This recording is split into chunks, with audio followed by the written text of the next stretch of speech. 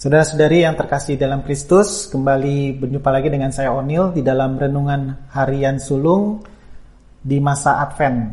Ya, judulnya kali ini adalah tentang kehadiran Tuhan Allah di dalam hidup. Ya.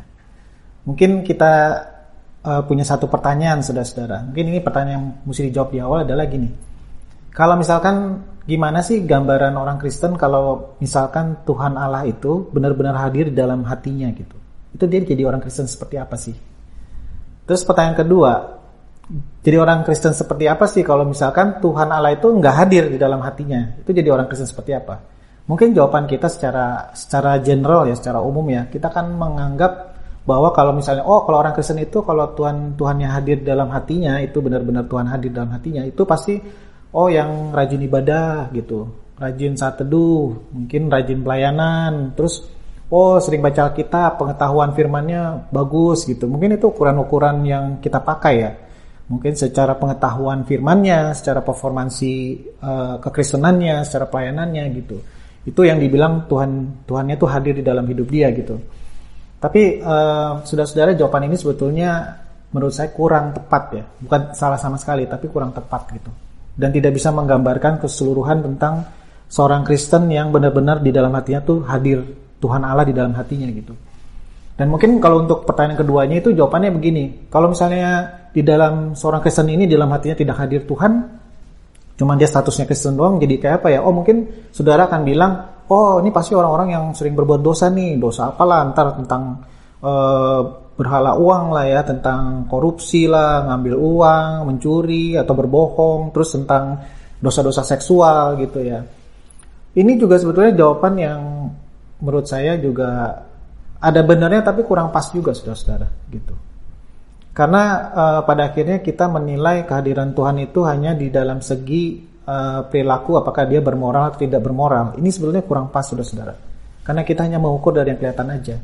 Sebetulnya tentang kehadiran Tuhan itu lebih dalam lagi itu adalah tentang masalah hati saudara-saudara. Nggak cuma soal masalah perilaku. Bisa aja orang itu perilakunya benar, tapi di dalam hatinya itu punya motif yang untuk memuliakan dirinya sendiri.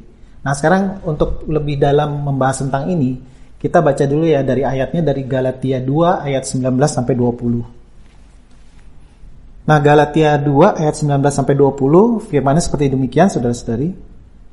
Sebab aku telah mati oleh hukum Taurat, untuk hukum Taurat, supaya aku hidup untuk Allah. Aku telah disalibkan dengan Kristus. Namun aku hidup, tetapi bukan lagi aku sendiri yang hidup, melainkan Kristus yang hidup di dalam aku. Dan hidupku yang kuhidupi sekarang di dalam daging adalah hidup oleh iman dalam anak Allah yang telah mengasihi aku dan menyerahkan dirinya untuk aku.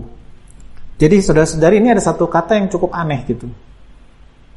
Mati oleh hukum Taurat untuk hukum Taurat. Nah ini sebenarnya satu kata yang sebenarnya rada boleh dibilang gampang-gampang susah ya dijelasinnya ya.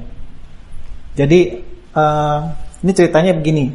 Perikop ini sebelumnya tuh ada cerita sebelumnya gitu, di mana Petrus sama Paulus itu ketemu pas lagi makan-makan sama orang-orang yang non Yahudi yang mereka juga percaya Yesus gitu ya. Nah si Petrus sama Paulus makan-makan, terus kemudian teman-temannya si Petrus ini datang dari Yerusalem yang dibilang kalangan Yakobus itu, dan mereka datang, terus Petrus merasa, ini kan aku orang Yahudi kan lebih benar daripada orang Gentiles ya, atau orang non-Yahudi ya. Jadi aku pasti gak boleh nih makan-makan sama mereka. Nanti aku dibilang, aku makan sama mereka dibilang salah sama teman-temanku. Akhirnya Petrus menyingkir dari meja makan itu. Dan akhirnya Paulus marah sama Petrus, dibilang, kenapa engkau meninggikan Yesus ya, keselamatan itu dan dibenarkan oleh Yesus, tapi engkau tidak mau makan-makan sama orang ini. Seakan-akan engkau masih melihat bahwa ini ada orang yang lebih salah dari kamu dan lebih benar dari kamu gitu. Nah itu kemarahan dari Paulus gitu. Nah jadi di dalam ayat ini kita berbicara tentang rasa bersalah saudara-saudara. Nah rasa bersalah itu adalah dosa keturunan yang sudah ditanamkan iblis di dalam hati setiap manusia gitu.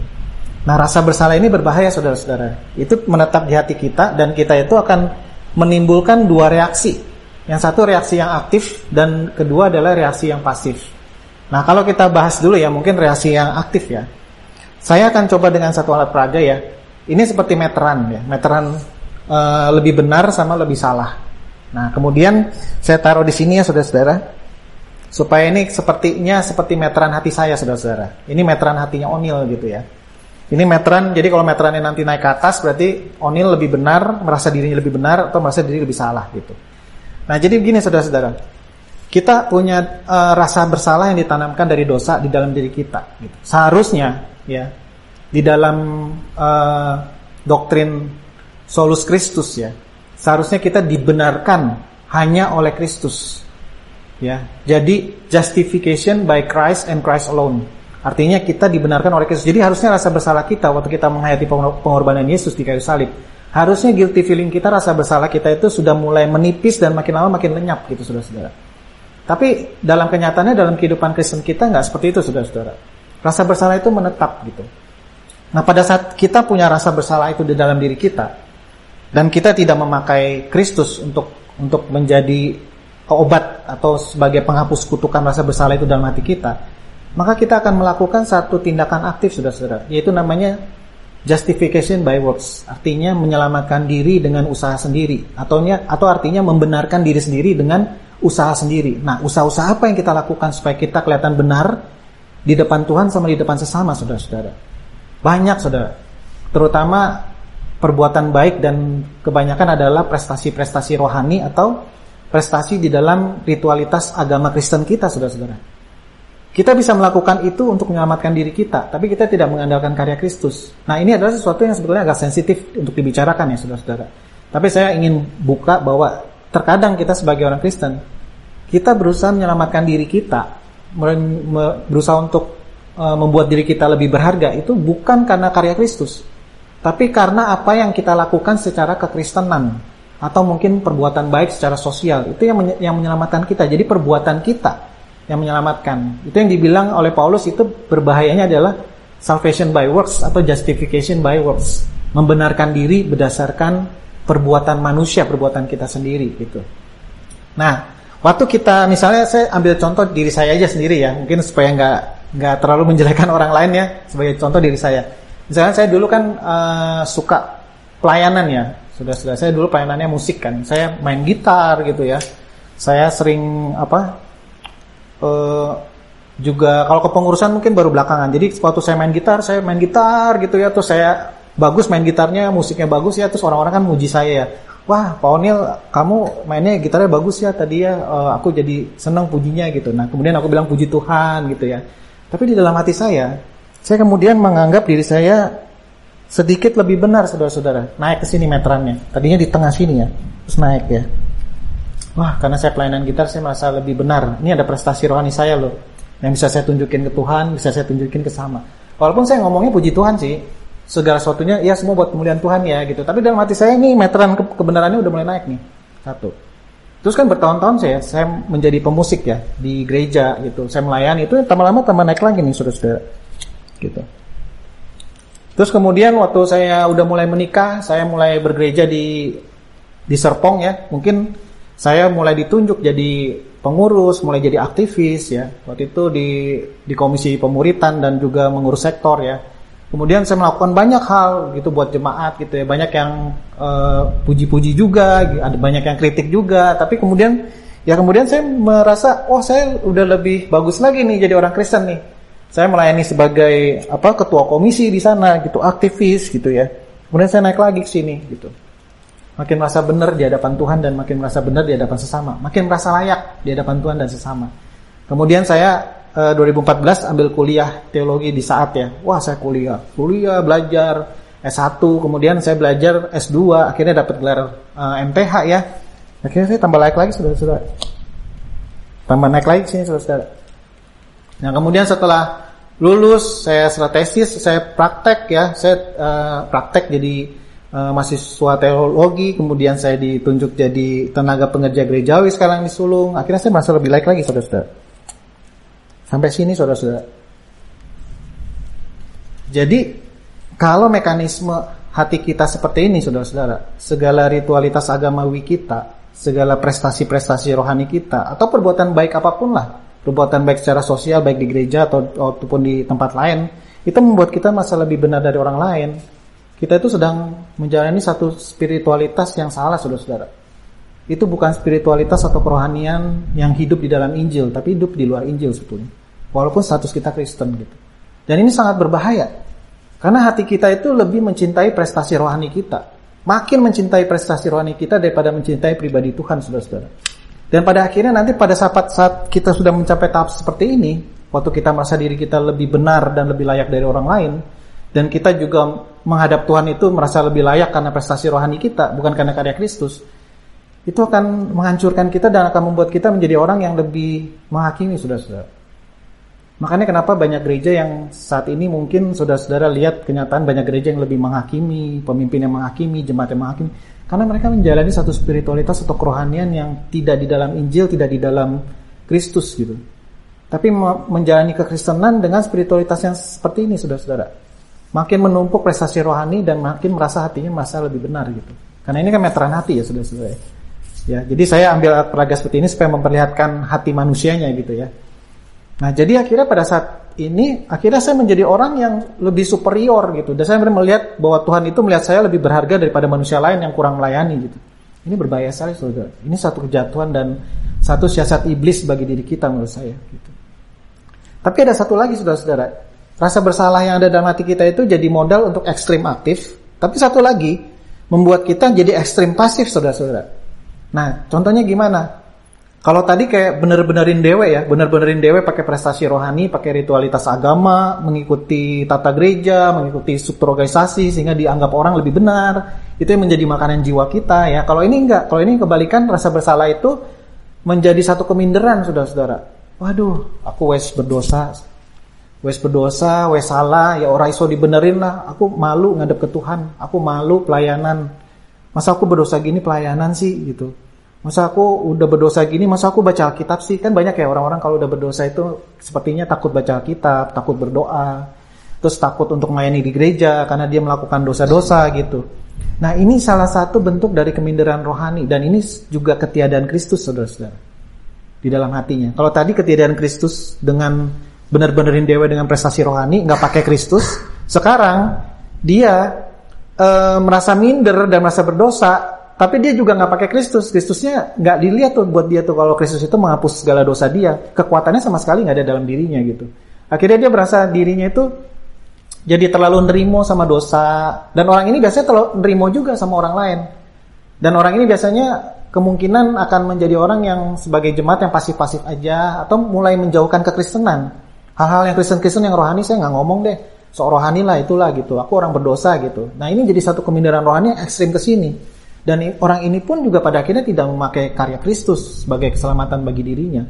Akhirnya dia melihat bahwa dirinya itu nggak bisa dibener-benerin dan dia nggak pakai kuasa darah Yesus untuk mengampuni dirinya, untuk membenarkan dirinya gitu.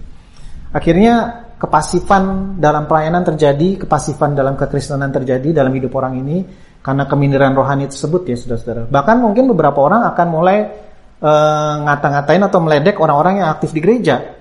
Contohnya dia akan bilang, oh sorohani itu padahal kan hidupnya masih berdosa, itu kenapa pelayanan?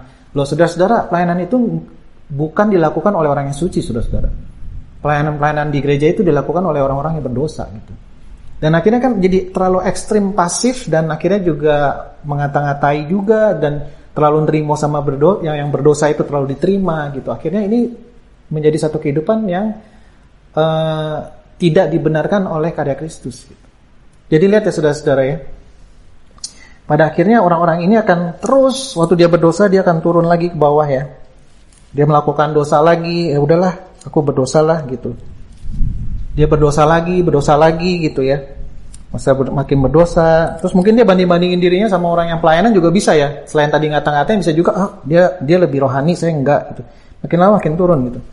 Merasa dirinya nggak berharga, nggak merasa dirinya nggak ada yang membenarkan, seperti nggak ada Yesus yang membenarkan dirinya gitu. Akhirnya dia merasa dirinya menjadi suatu keminderan rohani gitu, saudara-saudara. Nah ini dua ekstrim, saudara-saudara. Kalau guilty feeling kita atau rasa bersalah dalam hati kita itu tidak benar-benar Yesus hadir, Tuhan hadir dan menebus dan membenarkan kita. Yang terjadi adalah dua ekstrim seperti ini. Kalau yang pasif ini kemungkinan saudara-saudara bisa langsung mendeteksi, oh orang yang pasif ini wah kurang dekat sama Tuhan. Tapi kan saudara-saudara tidak akan menyangka bahwa kalau kita pun terlalu aktif. Aktifnya itu karena kita sudah dibenarkan Tuhan. Atau dalam tanda lainnya, aktifnya kita itu untuk cari berkarya itu untuk diterima, atau sudah diterima Tuhan dan dibenarkan Tuhan baru berkarya. Itu dua hal yang berbeda, saudara-saudara. Kalau kita hidup dalam Injil, kita sudah dibenarkan, sudah diterima Tuhan, penghargaan itu sudah dapat dari Tuhan. Jadi kita nggak perlu cari-cari lagi penghargaan di pelayanan. Pelayanan itu cuma sebagai ucapan syukur atau thanksgiving kita. Gitu. Tapi kalau orang hidup di luar Injil, dia akan berkarya, pelayanan, untuk dibenarkan manusia dan dibenarkan Tuhan, untuk cari penerimaan manusia dan cari penerimaan Tuhan. Padahal penerimaan Tuhan itu anugerah dari karya Kristus, bukan kita usahakan, saudara-saudara. Nah, melihat dua fenomena ini, yang aktif dan yang pasif, dari rasa bersalah tadi, yang satu sombong rohani dan yang satu minder rohani, ya. Akhirnya ini membuat satu keadaan gereja, ya. Gereja kalau tidak dimuridkan secara benar-benar di dalam Kristus, ya, itu gereja itu biasanya terjadi bipolar. Yang terlalu aktif itu terlalu aktif, yang terlalu pasif, sehingga tidak terjadi pembauran gitu. Nah, ini menjadi bipolar. Bisa juga gereja juga karena ketiadaan solus Kristus, ya, justification by Christ, ya, atau dibenarkan oleh Kristus, itu ditanamkan di dalam pemuritan gereja. Itu akan membuat gereja itu akan menghakimi orang-orang yang berdosa gitu. Kalau ada hamba Tuhan kena dosa uang, seksual, langsung dikeluarin, gak diterima lagi. Ada jemaat yang selingkuh itu langsung dikeluarin gitu, dikucilkan. Itu kenapa? Karena spiritualitasnya itu tadi. Spiritualitas yang terus merasa lebih benar. Akhirnya kalau ngeliat orang salah, ya, seperti Petrus tadi, ya, ngeliat ini orang ini nggak level sama saya, itu akhirnya dibuang sama dia gitu, sama seperti Petrus. Makanya Paulus mengecam, kamu kok bisa ngajarin Kristus satu-satunya jalan selamatan, tapi tindakanmu, hatimu itu kurang menghayati itu, dan tindakanmu nggak sinkron sama apa yang kamu ajarkan. Itu yang dimarahin sama Paulus ke Petrus gitu. Nah, jadi buat refleksi kita, ya, saudara-saudara, ya, orang Kristen seperti apa sih yang di dalam dirinya itu, hatinya itu udah ada Tuhan Allah gitu, yang hadir gitu, ya. Biasanya gini, saudara-saudara, kalau orang Kristen yang sudah hadir, Kristus hadir dalam hatinya, biasanya dia kalau melakukan prestasi-prestasi rohani dan perbuatan baik, dia tuh merasa itu tuh bukan sesuatu yang perlu disombongkan. Perbuatan dia tuh nggak perlu disombongkan, karena yang perlu dibanggakan itu hanya karya Kristus. Paulus pernah bilang kan, I'm boasting in Christ, bukan boasting di dalam perbuatan-perbuatannya. Saya berbangga karena karya Kristus, bukan karya saya. Jadi kalau kita melihat, kita copot dulu, ya. Kalau kita melihat karya Kristus, ya, di hadapan Allah Bapa, ya, karya Kristus itu satu, saudara-saudara. Kalau buat saya melihatnya seperti itu. Karya Kristus itu satu. Karya kita itu nol, saudara-saudara. Kita mau prestasi seberapa apapun itu nol di hadapan Allah Bapa. Dan Bapa itu bukan Tuhan yang pilih-pilih kasih, karena dia Tuhan yang Maha Kasih, dia sayang semuanya itu sama rata gitu. Jadi perhatikan, saudara-saudara, kita nggak bisa bilang karya kita ini dihitung sama Bapa, enggak. Yang paling dihitung sama Bapa itu cuma satu, itu karya Kristus, karya kita itu nol. Jadi nggak bisa kita membanggakan prestasi rohani kita di hadapan Tuhan atau di hadapan sesama, saudara-saudara. Jadi refleksi buat kita, saudara-saudara. Orang Kristen ini yang di dalam hatinya hadir Kristus, dia pelayanan, dia aktif melakukan prestasi rohani, tapi dia tidak berbangga, dia di dalam kerendahan hati, karena dia tahu itu anugerah. Kemudian waktu dia melakukan segala sesuatu itu, dia tetap di dalam kerendahan hati, saudara-saudara, dan tidak merasa lebih tinggi dari orang lain, dan tidak merasa lebih benar dari orang lain. Jadi untuk yang kita yang mungkin sudah aktif, ya, banyak prestasi-prestasi rohani, banyak melakukan ritualitas agama, kita rutin, ya, kita juga mengikuti tata gereja, organisasi gereja, jangan sampai, saudara-saudara, kita itu menjadi orang yang merasa lebih benar dari orang lain secara hati, ya, saudara-saudara. Ini kita harus cek dulu, jangan sampai kita merasa lebih layak. Kita menjalani jalan yang salah, saudara-saudara. Kita menjalani satu jalan kefarisian, orang-orang Farisi itu, di mana melakukan aturan-aturan agama, kemudian merasa dirinya lebih benar. Buat orang-orang yang sekarang masih pasif dan mengalami keminderan rohani, oh saya nggak layak pelayanan, oh saya nggak layak baca Alkitab. Jangan sampai seperti itu, saudara-saudara. Yesus itu karyanya penuh kuasa untuk menghapuskan dosa yang paling rusak sekalipun, saudara. Saudara mesti punya iman seperti itu agar melihat Yesus itu adalah punya kuasa, dan kuasa karya Yesus, salib Yesus ini udah cukup untuk kita diterima sama Bapa. Nggak usah ditambahin pelayanan. Walaupun saya nggak bilang gini, ya, oh jangan, kalau gitu nggak perlu dibaptis, ya, nggak perlu pelayanan, ya, nggak perlu gini-gini, kan udah diterima. Nggak gitu juga, saudara-saudara. Orang yang di dalam dirinya ada Tuhan itu berpelayanan, mengikut baptis dan melakukan ritualitas agamanya, tetapi di dalam kerendahan hati. dan melihat bahwa bukan perbuatannya yang membenarkan dirinya, tetapi karya Kristus yang membenarkan dirinya gitu. Jadi tetap penting saudara-saudara. Kita pelayanan, kita mengikuti organisasi gereja dan segala macam. Ya. Jadi pastikan saudara-saudara bahwa waktu kita menghadap Tuhan, baik di dalam kehidupan sekarang selama kita masih hidup walaupun kita nanti sudah meninggal, ya. Pastikan yang kita bawa ini saudara-saudara. Ini yang kita banggakan untuk kita datang ke hadapan Allah Bapa. Bukan prestasi rohani kita saudara-saudara. Ini nol saudara-saudara. Ini gak bisa membuat kita diterima sama Bapa. Kristus saja yang bisa membuat kita diterima sama Bapa saudara-saudara. Karena itu Paulus bilang dirinya sudah mati terhadap ritualitas, aturan-aturan hukum Taurat. Ya, sudah mati. Manusia perjanjian lamanya sudah mati. Paulus itu hidup di dalam manusia perjanjian baru, yaitu orang yang begitu giat melayani Tuhan tapi tidak merasa lebih benar dari orang lain. Dan itulah yang pesan yang disampaikan Paulus pada kita. Mari kita berdoa. Bapa, terima kasih untuk firman hari ini sehingga kami menyadari ya Tuhan bahwa kami ini dianggap berharga, dibenarkan bukan karena perbuatan-perbuatan atau prestasi rohani kami, tetapi kami dibenarkan oleh karya Kristus, oleh penebusan darah Kristus. Maka segala prestasi rohani kami, perbuatan-perbuatan baik kami, itu tidak bisa membuat kami lebih benar di hadapan-Mu ya Tuhan. Dan biarlah ini terus berakar di dalam hati kami ya Tuhan, sehingga kami menjadi orang Kristen yang membanggakan karya Kristus, tapi tidak membanggakan karya kami. Kami melihat Kristus adalah segalanya ya Tuhan. Bukan prestasi kami yang segalanya ya Tuhan, tapi karya Kristuslah yang menjadi segalanya bagi kami. Di dalam nama Tuhan Yesus kami telah berdoa dan mengucap syukur. Amin. Tuhan Yesus memberkati saudara-saudari sekalian. Solus Christus.